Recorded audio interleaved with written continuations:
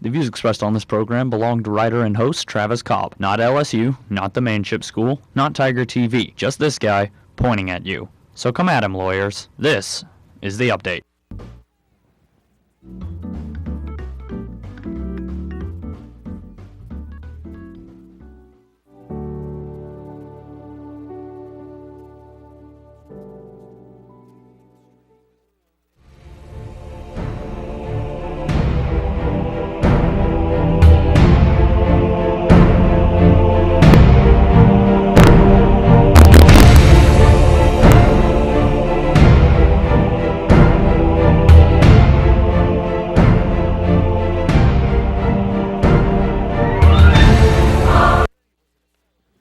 Hello. Oh, welcome back to The Update. It's good to see you again. I'm Travis Cobb, and yes, I can see you too. It's season 2 with me at the helm, the 3rd season of The Update in general, and the 4th straight semester of a political commentary show on Tiger TV. So just like you, I have no idea what to call this thing. But let's get started. This past Thursday and Friday, Baton Rouge was in the grip of a massive snowstorm that shut everything down and sent the capital city into pandemonium. And I asked my Twitter followers to send in their snow. I probably should have specified online because, well, I just had a wet envelope and that's just not airable. Had I known elementary science, I wouldn't have asked for something so watery. It's supposed to snow again Tuesday, and you don't have any school, so this time I want my Twitter followers at TTV Update to send pictures of the hellish landscape that the devil white powder gave them. Hey, speaking of playing in the snow, the Winter Olympics are coming up in Sochi, Russia, and Russia couldn't be more ready. Sochi is as safe as the rest of Russia. High bar we're setting up here. Let's see if they can stay on the bar until they land the dismount. Secondly, Sochi is pretty unique a place in terms of its geographics, climate, and very uniqueness in Sochi being kind of resort area on a warm sea, and in 2.5 hours you can do downhill skiing. So it's a wonderful place for Olympics first. Secondly, it's not close to a war zone. There is no war zone in Russia. Okay, first off, I apologize. I used a Summer Olympics sport in my setup. Secondly, this guy said secondly twice. And secondly, it's not close to a war zone? That sounds like the worst tourism advertising since South Florida's "There's no more nukes in Cuba, stop being such a chicken." That involved the Soviet Union, which has no common history with Russia. I've got to say, these Olympics look a little bit more on the unsafe side. There's a ring of steel here. The real question, can all of southern Russia, volatile for over a decade now, go through the next 2 weeks without some kind of incident? Get it? It's a ring because of the Olympic logo with the 5 rings. I feel safer already. These Olympics were already a big focal point because of Russia's policies against spreading homosexual beliefs to children by, I guess, gay people sneezing at them. I don't know, the law doesn't make much sense to me. Here's the thing. When it comes to Americans, Russia doesn't exactly have the most sterling reputation for a lot of things. There kind of was this whole Cold War. I don't want to overwhelm you with details, but someone's Berlin Wall was busted. Anyway, stuff like this doesn't help. Less than 2 weeks to go, and the threats keep coming. A jihadist forum Friday quoted bin Laden, implying someone might fly planes into a city on edge. And this militant video, first reported by CNN, Friday prominent in the media, added to the daily drip of worry.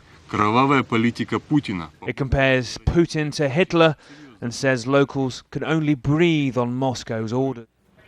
Looks like we're going to have to beef up security just to be safe, and the US and Russia are working together to do just that.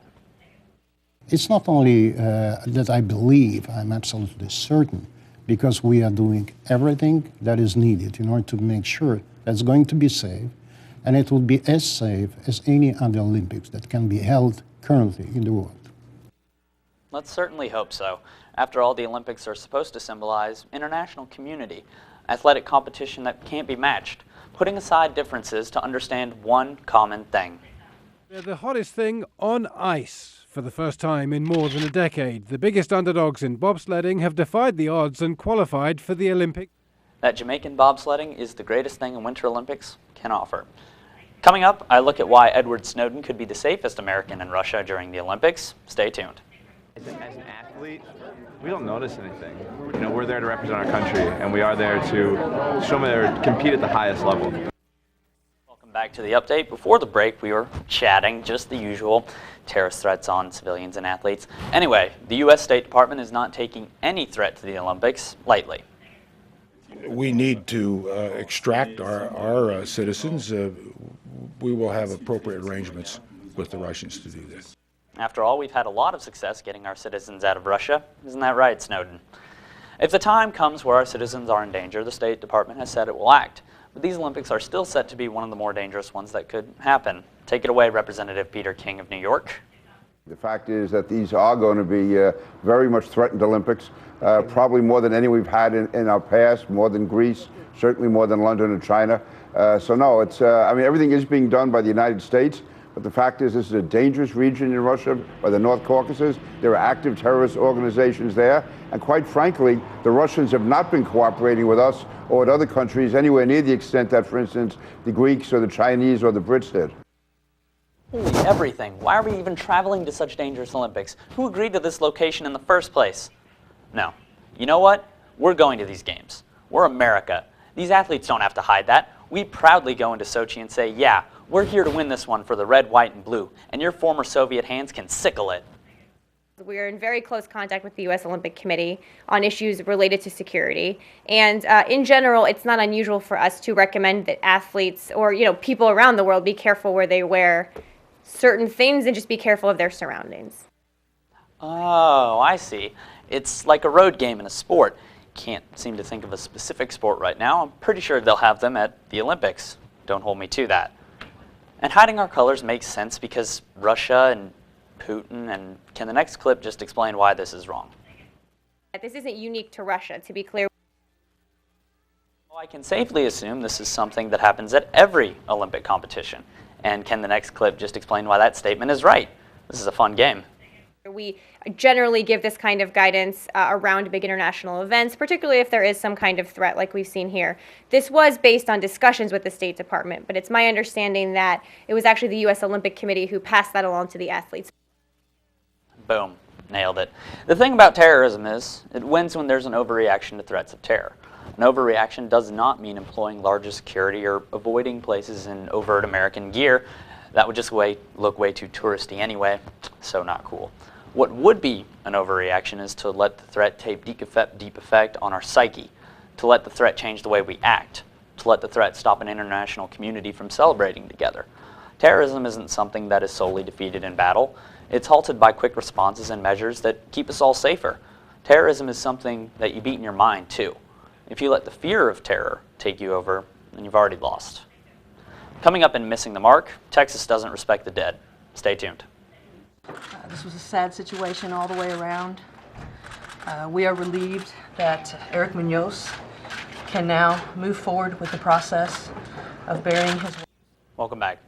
This week's Missing the Mark is going to Texas. Fort Worth Hospital kept Marlise Munoz on life support after a blood clot left her brain dead in November. It was her wish that her family tried to carry out that she be taken off life support. The problem? Texas law says hospitals can't remove life support from a pregnant woman. Munoz was 14 weeks pregnant.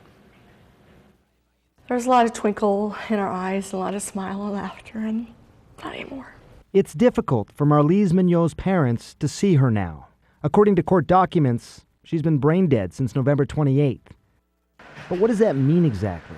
Many people confuse it with being in a coma. A coma is a severe brain injury, and the brain, though, is still getting blood flow, still getting oxygen, and still generating electrical activity, which is what the brain does.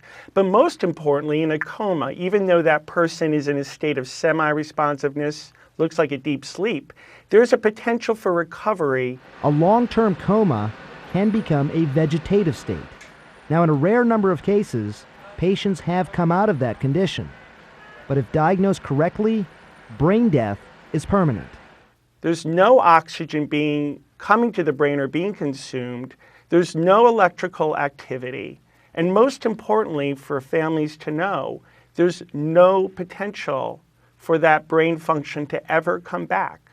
To test for brain death, doctors will check to see that there's no blood flow to the brain, and also that there's no electrical activity. They will perform tests such as shining a light in the eyes to see if the pupils move and constrict, or gently rub the eyeballs with a cotton ball to test for a reaction. Sometimes they may put ice water into the ears and see if the eyes move in a particular direction. All of that is to check for activity in the brainstem. Doctors will also perform an apnea test. That means they turn the ventilator off and see if the patient is breathing at all on their own. Marlise's husband, Eric, an EMT himself, says his wife would have never wanted this. Reached a point where, you wish that your wife's body would stop.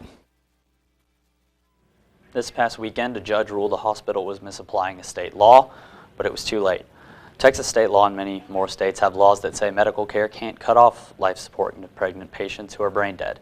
These laws are acting under the guise for the sanctity of life, but really, it's doing the exact opposite. Part of life is that it ends, and when it ends in such tragic fashion for Marlise Munoz and her family, the state shouldn't impose itself into a family's decision. A woman's wishes not to go on life support. The longer you kept Munoz on life support against her and her family's wishes, Texas, the longer you spat in that family's face. You denied them the chance to grieve a sad death, and instead forced them into the spotlight by forcing yourself into their decision. And that's missing the mark. All right, thanks for watching. You can catch more of the update on our new website at tigertv.tv/update. Check it out. I just looked at it a couple minutes ago. It's really nice. I'll be live tweeting tomorrow's State of the Union, so follow at TTV Update for my take on what the president has to say. I'll see y'all next week. Until then, go update yourself.